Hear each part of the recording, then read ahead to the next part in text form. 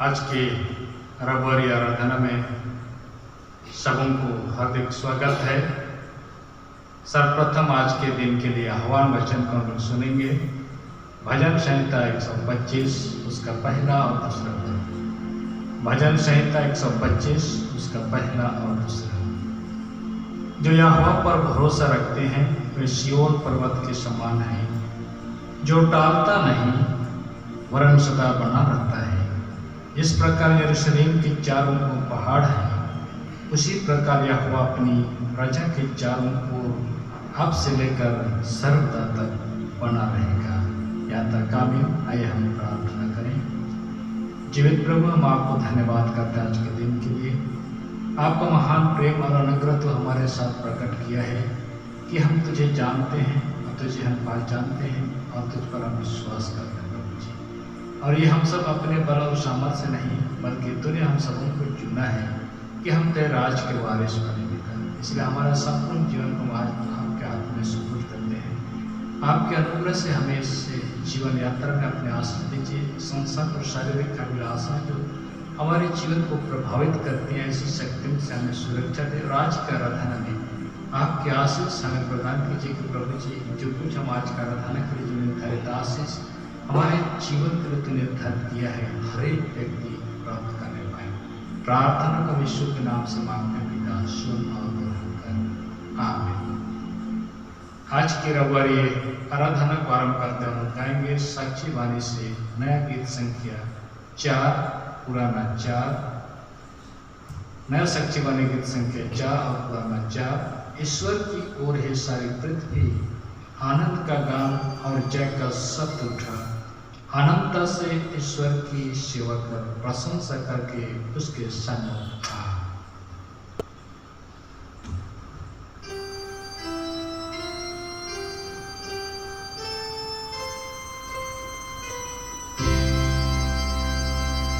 ईश्वर की ओर है सारी पृथ्वी,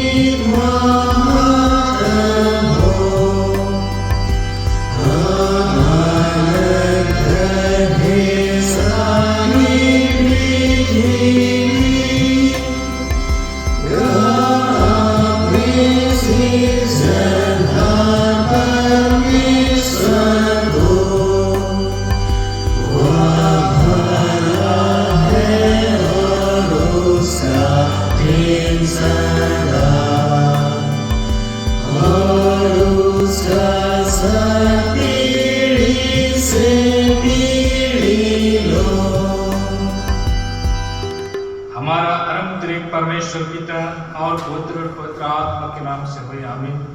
हमारी सहायता ईश्वर के नाम से है जिसने स्वर्ग और पृथ्वी को सृजा।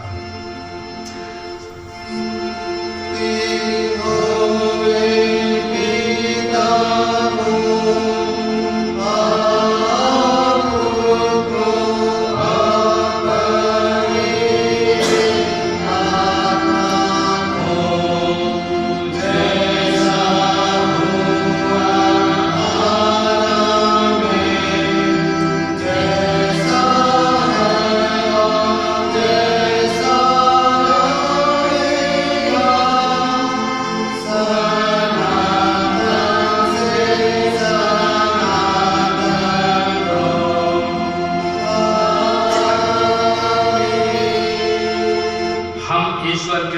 सामने अपने पापों को दीनता से मान ले।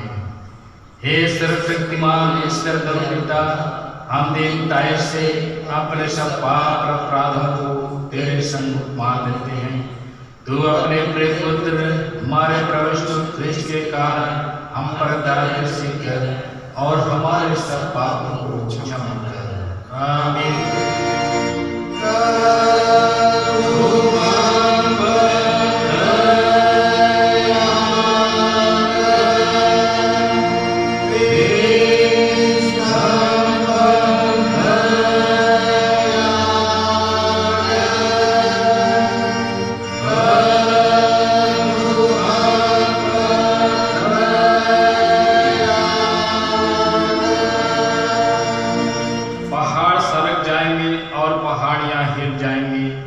पर मेरी दया तेरे पास से न सकेगी और न मेरे कुशल की वाचा हिलेगी।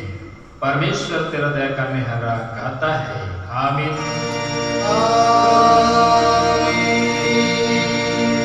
सबसे उच्च स्थान में ईश्वर का गुणानुपात है।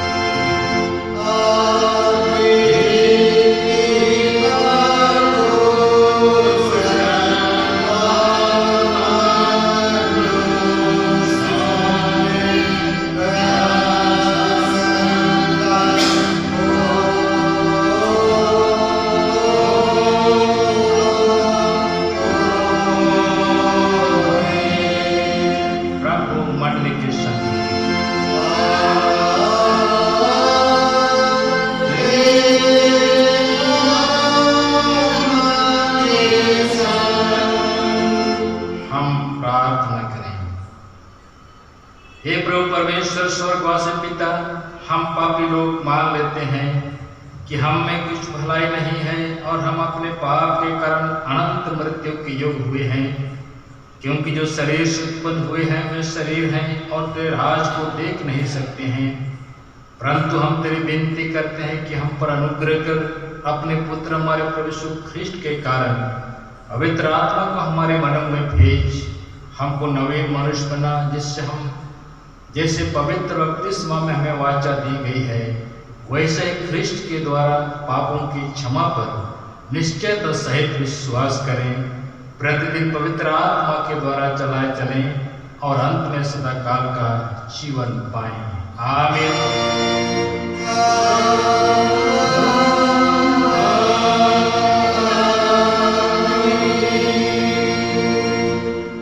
आज के लिए ठहराया गया पहला पाठ वचन हम लोग सुनेंगे। इफिसियों के नाम पौलुस की पत्री, उसका पहला अध्याय 3 से हम 14 पद तक सुनेंगे। इफिसी 1:3 से 14। हमारे प्रभु यीशु मसीह के परमेश्वर और पिता का धन्यवाद हो कि उसने हमें मसीह में स्वर्गीय स्थानों में सब प्रकार की आत्मिक आशीष दी है। जैसा उसने हमें जगत की उत्पत्ति से पहले हमें चुन लिया कि हम उसके निकट प्रेम में पवित्र और निर्दोषों और अपनी इच्छा के भले अभिप्राय के अनुसार हमें अपने लिए पहले से ठहराया कि यीशु मसीह के द्वारा हम उसके लिए पालक पुत्र हों, कि उसके उस अनुग्रह की महिमा की स्तुति हो जिसे उसने हमें उस प्रिय में संत में दिया। हमको उसमें उसके लहू के द्वारा छुटकारा अर्थात अपराधों की क्षमा उसके उस अनुग्रह के धन के अनुसार मिला है, जिसे उसने सारे ज्ञान और समझ सहित हम पर बहुत याद से किया, क्योंकि उसने अपनी इच्छा को भेद उस भले अभिप्राय के अनुसार हमें बताया, जिसे उसने अपने आप में ठान लिया था कि समय के पूरे होने का ऐसा प्रबंध हो कि जो कुछ स्वर्ग में है और जो कुछ पृथ्वी पर है वह सब कुछ मसीह में एकत्र करे।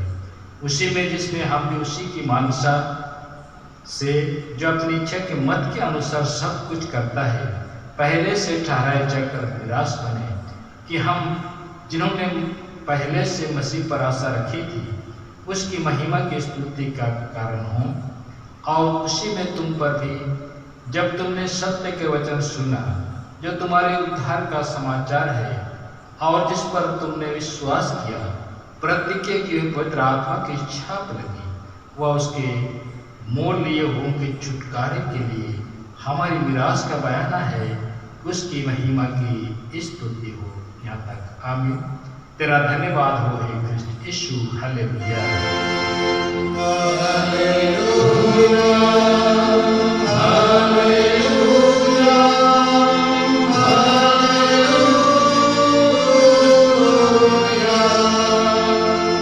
अब हम समस्त क्रिश्चियनी कलीसिया के संग अपना महापवित्र विश्वास मान लेके यूं कहें, मैं विश्वास करता हूँ परमेश्वर पिता पर, जो स्वर्ग और पृथ्वी का सर्वशक्तिमान सृजनहार है, और उसके एकलौते पुत्र अपने प्रभु यीशु ख्रिस्त पर, जो पवित्र आत्मा से गर्भ में आया, तुम्हारे मरियम से उत्पन्न हुआ, पांच पिलातुस के आगे से उठाया, क्रूस पर चढ़ाया गया, मर गया और गाड़ा गया, पाताल में उतरा, तक में से उठा, स्वर्ग पर चढ़ गया और परमेश्वर सर्वशक्तिमान पिता के दाहिने हाथ बैठा है, जहाँ से जीवितों और मृतकों को विचार करने को फिर आएगा। मैं विश्वास करता हूँ पवित्र आत्मा पर, एक ही पवित्र क्रिश्चियनी कलीसिया, पवित्र की संगत पर, पापों की क्षमा, देह के जी उठने और आनंद जीवन पर। आमीन।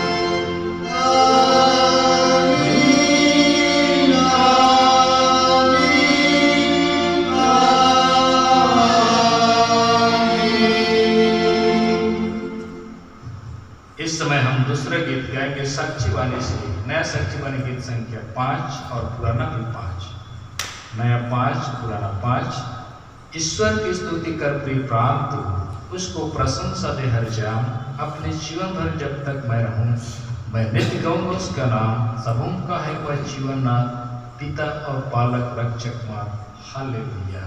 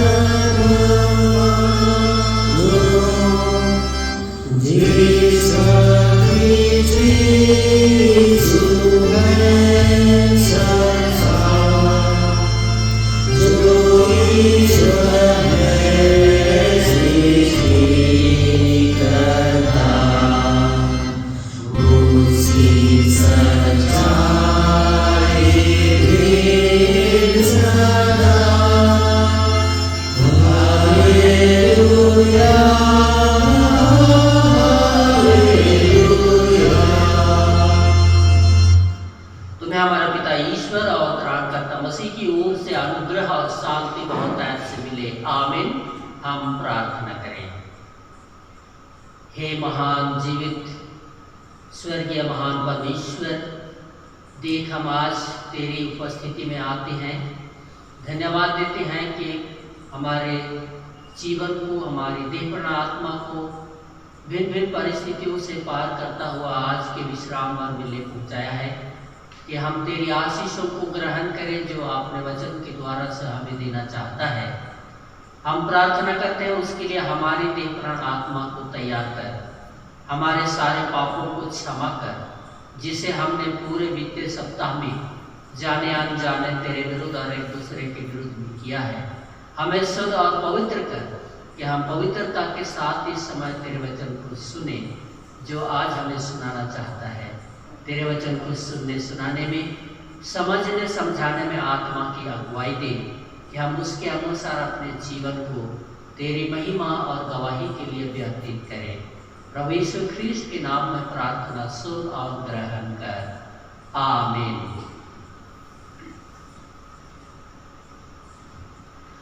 आज के लिए ठहराया हुआ ईश्वर का पवित्र वचन सुनेंगे जो हमें मिलता है यूहन्ना रचित सुसमाचार उसके अध्याय 3 पद 1 से 15। यूहन्ना रचित सुसमाचार उसके अध्याय 3 पद 1 से 15। उसमें ऐसा लिखा है,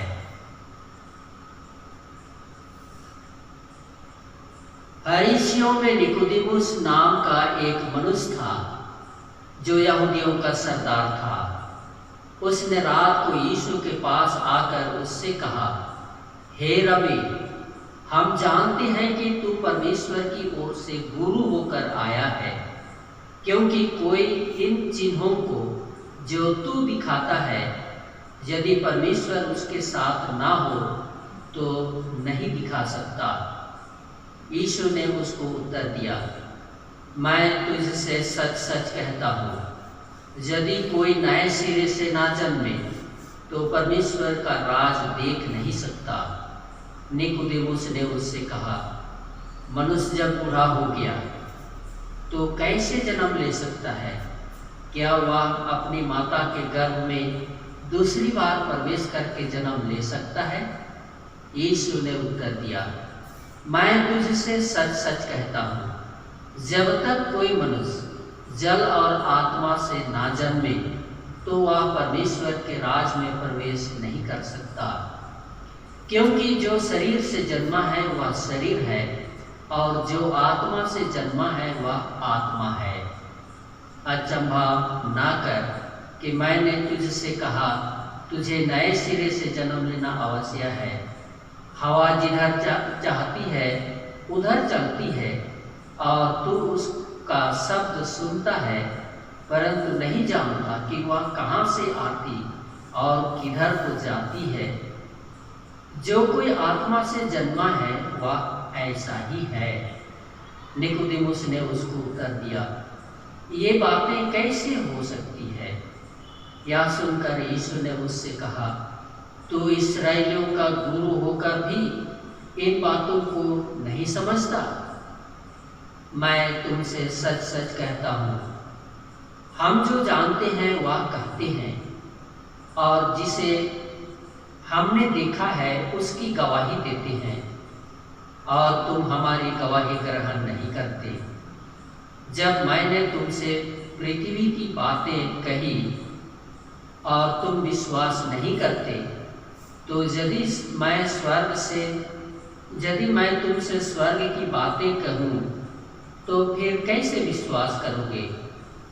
कोई स्वर्ग पर नहीं चढ़ा, केवल वही जो स्वर्ग से उतरा, अर्थात मनुष्य का पुत्र जो स्वर्ग में है।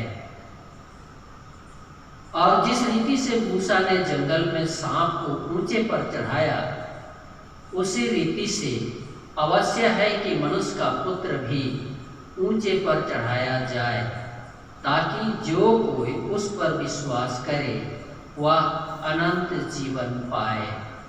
आमीन।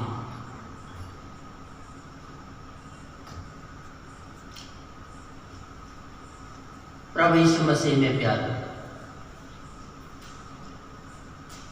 कलीसियाई कैलेंडर के अनुसार आज त्रिनितातीस पर्व है और सारी कलीसिया आज त्रिएक परमेश्वर का पर्व बड़े आनंद और खुशी के साथ मना रहे हैं कि सबके सब स्वर्ग राज में प्रवेश करें। स्वर्ग राज में प्रवेश करने की इच्छा सबको है, परंतु कौन और कैसे व्यक्ति स्वर्ग राज में प्रवेश करेगा, ये बातें आज यीशु और यूहन्ना के बीच की वार्तालाप से प्रकट किया गया है।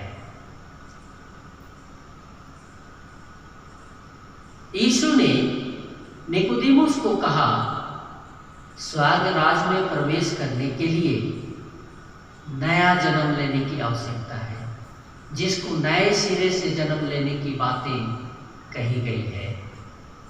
और इस नए जन्म की बातें निकोदेमुस को समझ में नहीं आ रहा है, लेकिन ये जो नए जन्म की बातें हैं जो पवित्र बपतिस्मा में उससे प्रकट किया गया है, जिसको आत्मिक जन्म भी कहा गया है।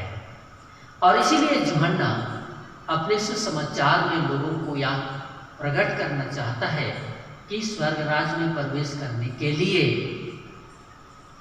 हर एक व्यक्ति को नए जन्म लेने की आवश्यकता है, पवित्र बपतिस्मा लेने की आवश्यकता है, या आत्मिक मनुष्य बनने की आवश्यकता है। और यह कैसा होगा यहाँ बतलाया गया है। पहला है, परमेश्वर के राज में प्रवेश करने के लिए, परमेश्वर के राज में प्रवेश करने के लिए नए जन्म लेने की आवश्यकता है, नया मनुष्य बनने की आवश्यकता है। यीशु ने निकोदेमुस को कहा कि यदि कोई नए सिरे से जन्म ना ले तो वह परमेश्वर के राज में प्रवेश नहीं कर सकता है। निकोदेमुस इस नए जन्म की बात को नहीं समझ सका।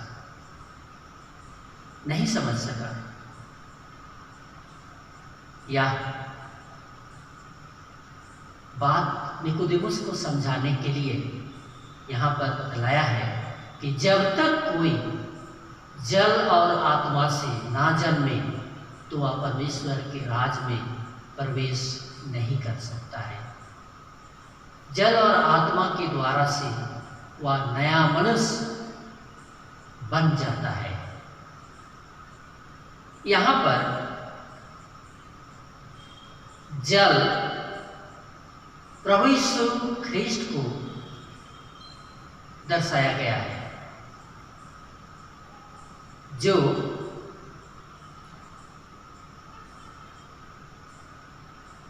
यीशु ख्रिस्ट अपने आप को वह जल कहा है जिसके द्वारा से मनुष्य जीवित रहता है।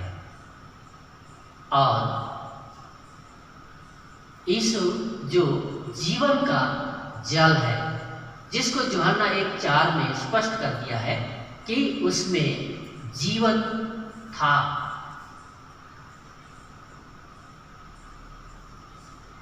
और दूसरा है कि आत्मा से जन्म लेने की बात, आत्मा जो परमेश्वर का पवित्र आत्मा को दर्शाया गया है।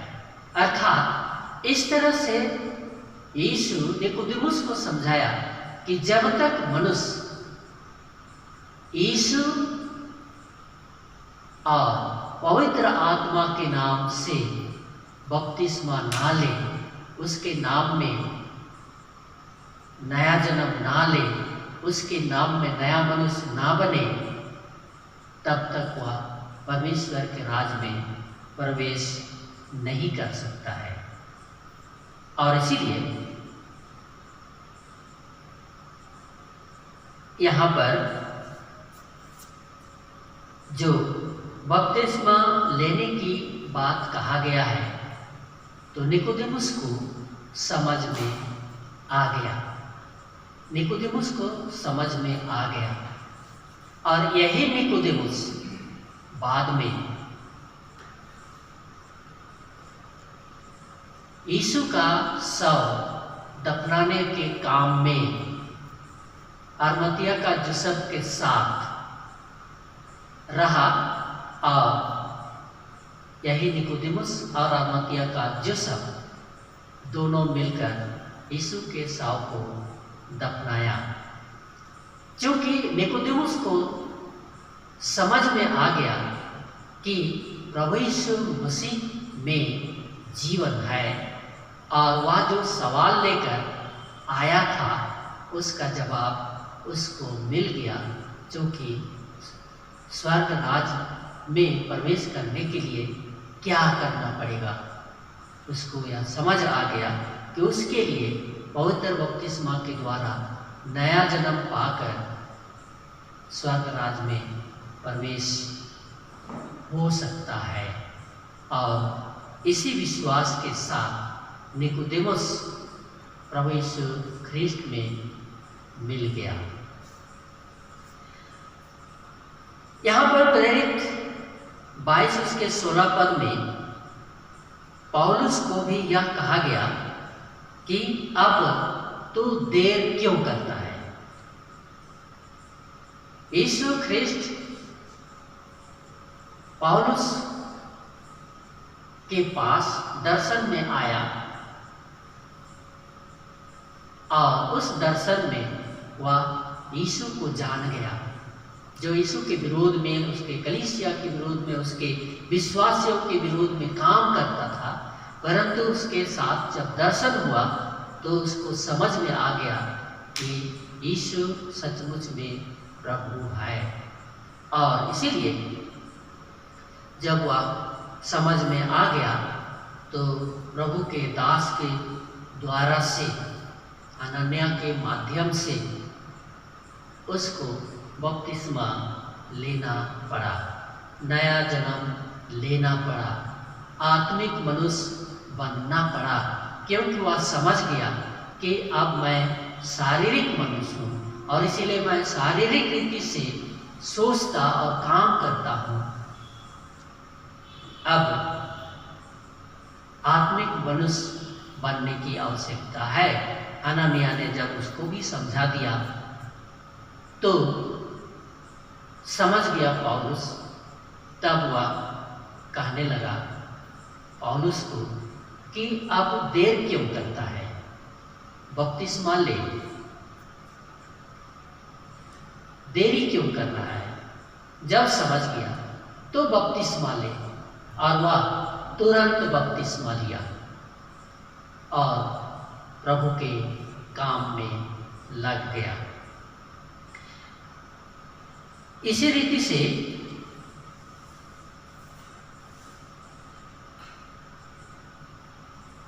पौलुस बपतिस्मा लेकर प्रभु के काम में लग गया। निकोदेमुस भी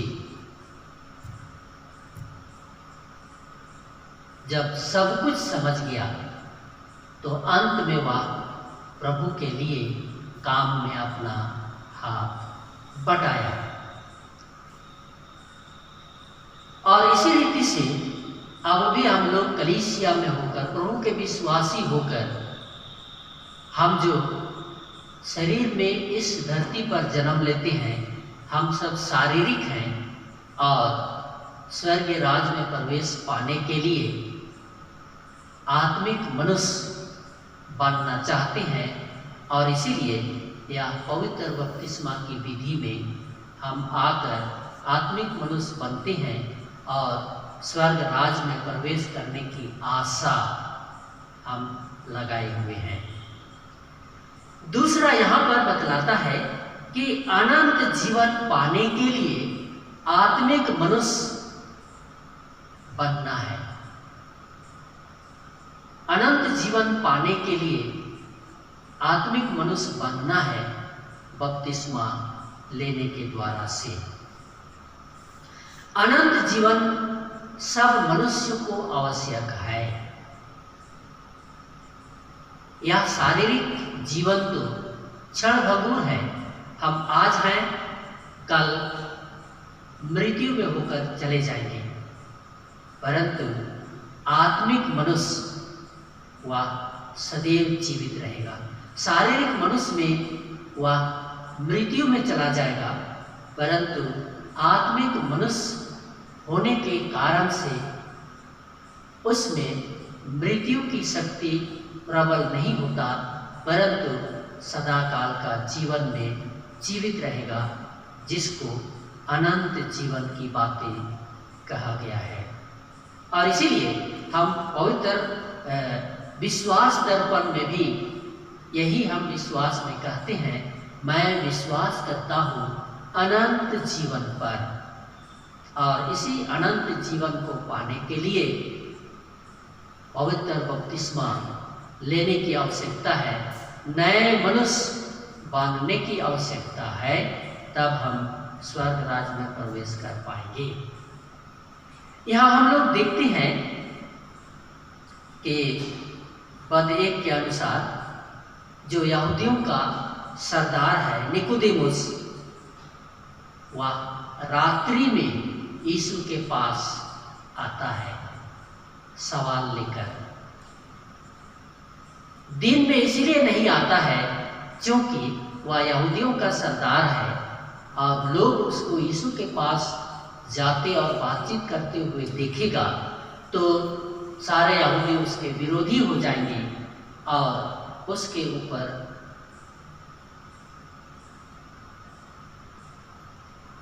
दंड दे सकते हैं, उसको दंड दे सकते हैं।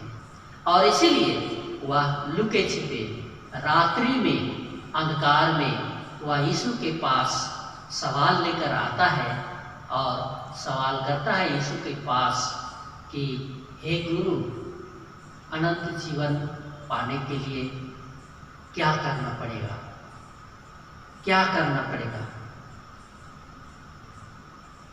तो उसको कहता है उसके लिए मनुष्य के पुत्र पर विश्वास करना पड़ेगा। वही मनुष्य का पुत्र जो, जैसे तू जानता है कि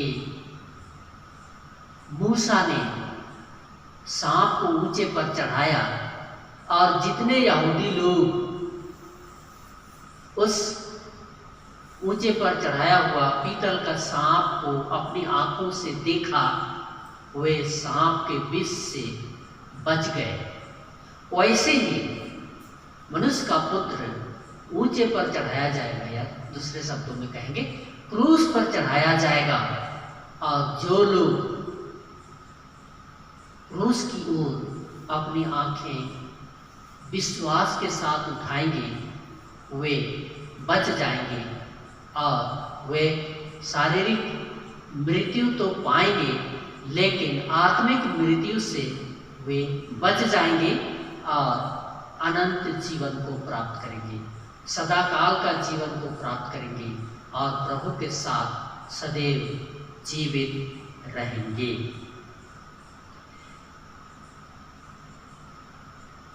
और इसीलिए यहाँ पर 15 पद में उसको कहा कि जो कोई यीशु पर विश्वास करे वह अनंत जीवन पाए। अर्थात निकोदेमुस को यीशु पर विश्वास करने की बातें बतलाया और उस पर विश्वास भी किया और वह अरमतिया के जोसेफ के साथ वह यीशु के काम में लग गया। हम लोग यहाँ एक धनी व्यक्ति के विषय में भी पाते हैं जो लूका रचित समाचार 18 अध्याय उसके 18 में एक धनी मनुष्य है जिसने यीशु के पास जाकर यह सवाल किया कि हे प्रभु, अनंत जीवन पाने के लिए मैं क्या करूं, मुझको क्या करना पड़ेगा? यीशु ने उसको कहा है कि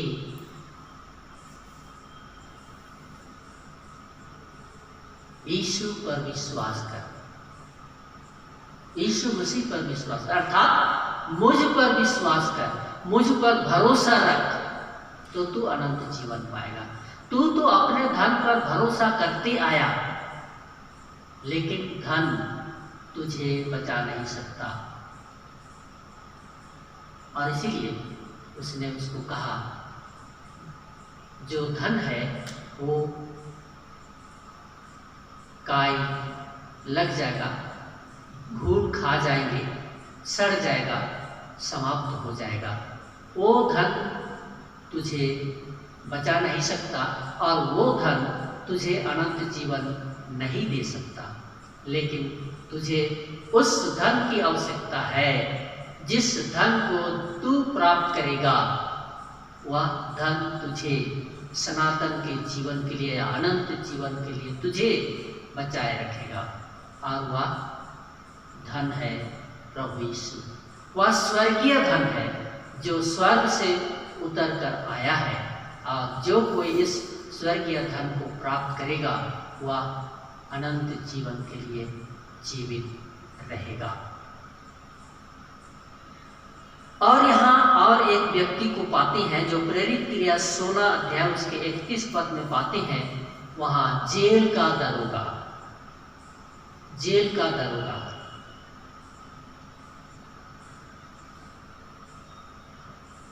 पौलुस से वह जेल का दरोगा सवाल करता है कि हे साहिबो, उद्धार पाने के लिए या अनंत जीवन पाने के लिए मैं क्या करूं? पौलुस ने उसको स्पष्ट रूप से कह दिया कि प्रभु यीशु मसीह पर विश्वास कर तो तू और तेरा घराना उद्धार पाएगा। वह समझ गया और तुरंत वह यीशु के नाम में बपतिस्मा लिया परिवार समेत, और साथ ही जेल का दरोगा पौलुस को अपने साथ अपना घर ले गया और उसकी शुद्धि ली, उसकी शुद्धि ली।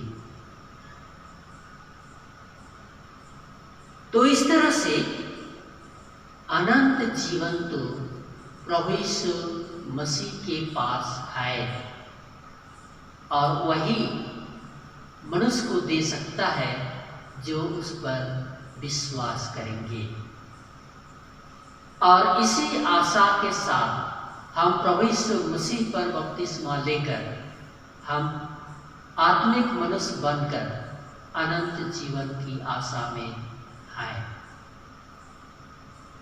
निश्चय हम सबको अनंत जीवन मिलेगा, क्योंकि हमने उसके नाम में बपतिस्मा लेकर नया जन्म पाया है। लेकिन एक शर्त यहाँ पर है कि प्रभु की सेवा के काम को करना है, प्रभु के सेवा के काम को करना है, उसके उद्धार कार्य योजना के काम को करना है, उसके सुसमाचार का प्रचार करना है, जिस सुसमाचार के द्वारा से सुनकर मनुष्य यीशु पर विश्वास करके उद्धार और जीवन प्राप्त करेंगे। और इसीलिए हम सबको प्रभु यीशु का सुसमाचार की सेवा का काम करना है, मंडली और कलीसिया में सेवा का काम करना है, और तब हम अनंत जीवन के भागीदारी हो पाएंगे। और इसीलिए यहाँ हमने निकोदेमुस को भी देखा कि प्रभु के काम में वह पीछे नहीं हटा।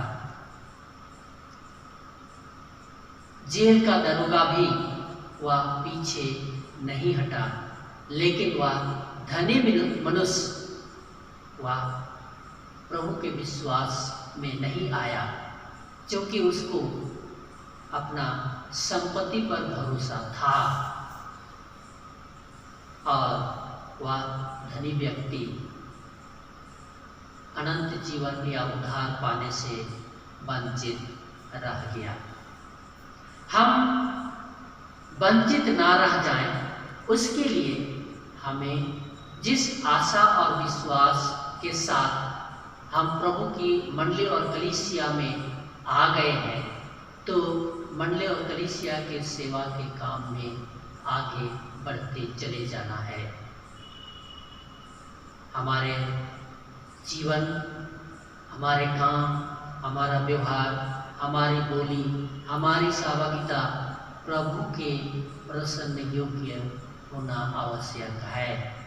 तो निश्चय हम अनंत जीवन की जो आशा प्रभु में लगाए हुए हैं, वह हमें अनंत जीवन में जीवित रहने के लिए प्रभु यीशु देगा। और हम शारीरिक रूप से मर भी जाएं तो भी प्रभु यीशु हमें जिला उठाएगा और अनंत जीवन में सहभागी होने देगा। हम इसी आशा और विश्वास के साथ आज जो त्रिएक परमेश्वर का पर्व मना रहे हैं, उसी विश्वास के साथ अपने जीवन को व्यतीत करना है, क्योंकि ये त्रिएक परमेश्वर का जो पर्व है, पिता परमेश्वर, पुत्र प्रभु यीशु मसीह और पवित्र आत्मा, ये तीनों का पर्व आज एक साथ मना रहे हैं। परमेश्वर ने सृष्टि के काम को किया। प्रभु यीशु मसीह ने सृष्टि के विनाश होने से बचाया या उद्धार का काम पूरा किया, और पवित्र आत्मा आकर उस सृष्टि का या उद्धार का जो काम यीशु ने पूरा किया है, सदैव जीवित रहने के लिए पवित्र आत्मा उसको जीवित रहने के लिए सुरक्षा प्रदान करता है। और हमने अलग अलग व्यक्तियों का अलग अलग पर्व मनाते आए, लेकिन आज तीनों जो ईश्वर हैं, पिता परमेश्वर, पुत्र परमेश्वर, पवित्र आत्मा परमेश्वर, ये तीनों परमेश्वर हैं और तीनों में एक ही परमेश्वर है, जिसको आज हम एक साथ तीनों का पर्व मना रहे हैं। तो निश्चय हम सबको अनंत जीवन मिलेगा और निश्चय हम सब स्वर्ग राज में प्रवेश करने पाएंगे। प्रभु का वचन हमारे जीवन में काम करे कि जिस उद्देश्य के साथ हम शारीरिक होने के बावजूद आत्मिक मनुष्य यीशु ख्रिस्ट में बन गए हैं, हम अनंत जीवन को प्राप्त करेंगे। आमीन। हम प्रार्थना करें। महान जीवित प्रभु परमेश्वर, तो त्रिएक ईश्वर, तीन में एक ईश्वर, जिसको आज हम पर्व के रूप में आनंद के साथ मनाते हैं, तेरा वचन हमारे हर एक के जीवन में कार्यकारी होने दे कि हम जिस आशा और विश्वास के साथ आज के पर्व के दिन को मना रहे हैं, वह हमारे लिए पूरा हो जाए। और हम जो तुझ पर विश्वास करते हैं, जैसे तू आत्मा है वैसे हम सबों को आत्मिक मनुष्य बनाया है, इसी विश्वास के साथ तेरी पवित्र मंडली और कलीसिया में जीते हुए तेरे उद्धार कार्य योजना के काम में योगदान दें कि हम भी उस अनंत जीवन को पाएं और दूसरे लोगों को भी अनंत जीवन पाने की राह में अगुवाई दे सके। हमारे सारे पापों को क्षमा कर तेरे पवित्र संगति हमारे साथ बनी रहे। प्रार्थना यीशु नाम में सुन और ग्रहण कर ले। आमीन। और परमेश्वर की शांति जो समस्त ज्ञान में ऊर्ध है, प्रभु यीशु ख्रिस्ट में हमारे मन और हृदय की रक्षा करे अब से सदा। आमीन।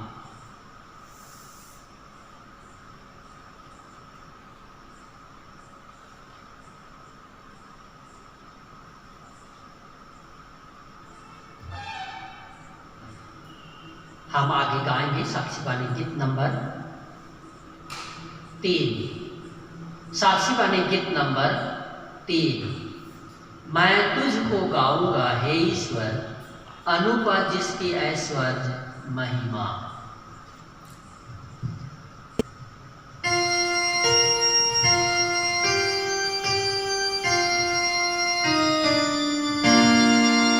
मैं तुझको गाऊंगा हे ईश्वर, अनुपा जिसकी ऐश्वर्य महिमा।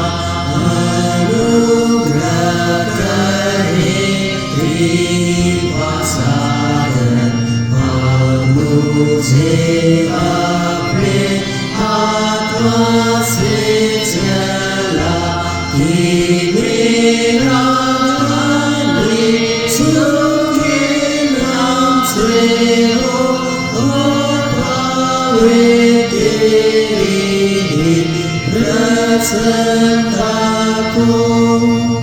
यीशु देवों के पास से बिना देवों के नीचे मुझे तेरी ओर मेरे मन में आपका आत्मा कि मुझे अलग होवे मेरा खुदा। तेरा कुशल मुझे भावेगा, और मेरा हृदय गाया करेगा। हे प्रभु रख ऐसी दया, तो मेरा गुलाब होगा एक कथा, और मैं धर्म से चलाया करूँगा सब तेरा गुजरा। स्वर्गीय सेना उनकी संगत में मैं गाऊंगा सुस्वरित तारों से। मैं आत्मा से संभाला जाता, और विश्वास से प्रार्थना करता हूँ, या मेरे मन में साक्षी देता कि मैं ईश्वर का प्यारा बालक हूँ। एक के संग जो मेरा कारण प्राप्त करूँगा सनातन अधिकार। तुझको यीशु मेरे ध्यान, जो पिता पास भिजवाई करता है। धन्येश्वर तुझे जो वरदानी, और आत्मा को जो दुर्बलता है। त्रिएक परमेश्वर स्तुति तुझको हो, विजेता परम आनंद पापी को। हम प्रार्थना करें।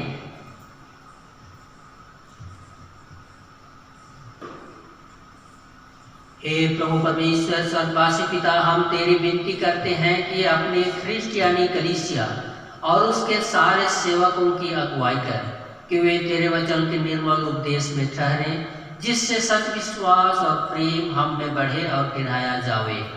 हे प्रभु, भारत रिपब्लिक के हमारे प्रेसिडेंट, इस प्रांत के गवर्नर, राजकीय सभाओं और मंत्रिमंडलों सब न्यायों और हाकिमों और सब राज कर्मचारियों को आशीष दे और उनकी अगुवाई कर कि वे न्याय और धर्म से देश की सेवा करें और हम कुश और चैन से सारी भक्ति और गंभीरता से काल बिताएं। हमारी कलीसिया सभाओं, सेंट्रल काउंसिल, डायोसिस काउंसिल और कलीसिया के अन्य मंडली सभाओं को आशीष दे कि वे इस मंडली को तेरी पवित्र इच्छा के अनुसार चलाएं। जगत की लूथरन कलीसिया और देश विदेश के हमारे सभी ख्रिस्ट विश्वासी मित्रों को आशीष दे कि हम ख्रिस्तीय प्रेम और सहयोग में आगे बढ़ें और जगत में तेरी साक्षी के लिए अधिक सामर्थ पाएं। हमारी कलीसिया के सब काम पर आशीष दे, लड़के लड़कियों की शिक्षा पर आशीष दे कि वे तेरे भय, प्रेम और भरोसा में बढ़ते जाएं।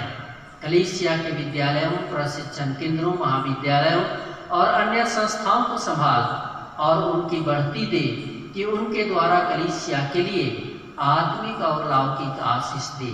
खेती बाड़ी और हर काम उद्यम को सफल कर, जिससे हर कोई सुविवेक से तेरे आगे चले और अपनी जीविका पाए। अपनी कृपा से उन सबों पर दया दृष्टि कर जो कंगालपन, रोग और नाना प्रकार की सकेती और दुख में है, उनको शांति दे। अब भी हमारी मंडली और पूरी कलीसिया में कितने भिन्न भिन्न तरह के शारीरिक रोग, दुख और बीमारी की अवस्था में पड़े हैं, कितने अपने घरों में और कितने अस्पतालों में। दया कर प्रभु, सबों पर अपनी दृष्टि बनाए रख, सबकी सेवा और दवा पर आशीष दे और समय पर सबको भला चंगा उठा खड़ा कर और उसके द्वारा से तेरी महिमा और गवाही प्रकट हो। हम प्रार्थना करते हैं प्रभु, सारे दुनिया में कोरोना वायरस की बीमारी फैल गया है, जिससे सभी लोग दुनिया के भयभीत हैं। इस बीमारी से बचने के लिए भिन्न भिन्न तरह के उपाय करते हैं, परंतु कोई उपाय नहीं, इसीलिए सभी भयभीत हैं। पिता परमेश्वर, ऐसे रोग और दुख और इस बीमारी को हटाने की शक्ति किसी पर नहीं है। हम प्रार्थना करती हैं, तू डॉक्टरों का डॉक्टर, वैद्यों का वैद्य और प्रभु का प्रभु है, इसीलिए सब कुछ तुझसे संभव है। और इसीलिए हम प्रार्थना करते हैं कि इस कोरोना वायरस की बीमारी को भी तू ही भस्म कर दे, उसको अंत कर दे। और किसी भी व्यक्ति पर, जो सारे दुनिया में हम तेरे लोग फैले हैं, किसी भी व्यक्ति पर जो तुझ पर विश्वास करते हो या विश्वास नहीं भी करते हो, या रोग किसी पर ना पड़े या रोग किसी के जीवन में प्रबल ना होने पाए। और इसीलिए इस रोग की जो शक्ति है उसको सदा के लिए भस्म कर दे और इस तरह से सभी इस भयानक रोग से मुक्त हो जाएं, सब भले चंगे रहें। और अब भी कितने इस कोरोना की बीमारी से ग्रसित हैं, पिता परमेश्वर हम प्रार्थना करते हैं, सामर्थ्य हाथ पसार कर उन सबों को छू ले और इस बीमारी से तो उनको भला चंगा उठा खड़ा कर इस बीमारी को उनके शरीर से निकाल बाहर कर दे। प्रभु परमेश्वर, हमारे कलीसिया के सब भाई बहनों की रक्षा कर जो दूसरे देशों में चले गए हैं, कि वे सब जोखिम और परीक्षाओं में विश्वासी ठहरे। हम उनके लिए भी तेरी विनती करते हैं। जो मंडली से निकाले गए वह उलट हुए हैं, उन पर दया कर कि वे सच्चे पश्चाताप से तेरी ओर फिरें। सब मनुष्यों का त्राणी ठहर और उन पर जो अंधियारे में बैठे हैं मुक्ति का उजियारा प्रकाश कर। हमको अपश्चातापी मृत्यु से बचा और अंत में अपने प्रिय पुत्र हमारे प्रभु यीशु ख्रिस्ट के द्वारा स्वर्ग राज में ग्रहण कर। हे हमारे पिता, तू जो स्वर्ग में है, तेरा नाम पवित्र किया जाए, तेरा राज आए, तेरी इच्छा जैसे स्वर्ग में वैसे ही पृथ्वी पर भी हो। हमारे प्रतिदिन की रोटी आज हमको दे और हमारे अपराधों को क्षमा कर, जैसे हम भी अपने अपराधियों को क्षमा करते हैं। और हमको परीक्षा में मत डाल, परंतु बुरे से छुड़ा, क्योंकि राज और पराक्रम और महत्व सदा तेरे ही हैं। आमीन।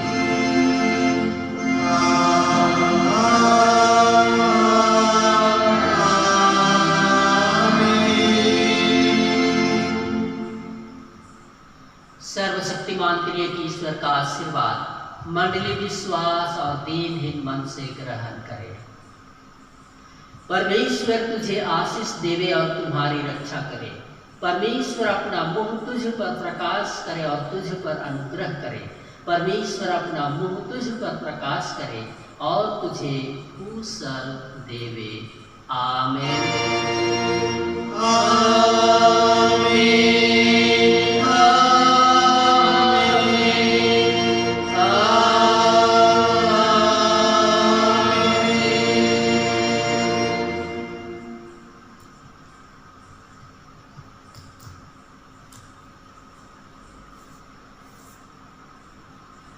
यीशु सहाय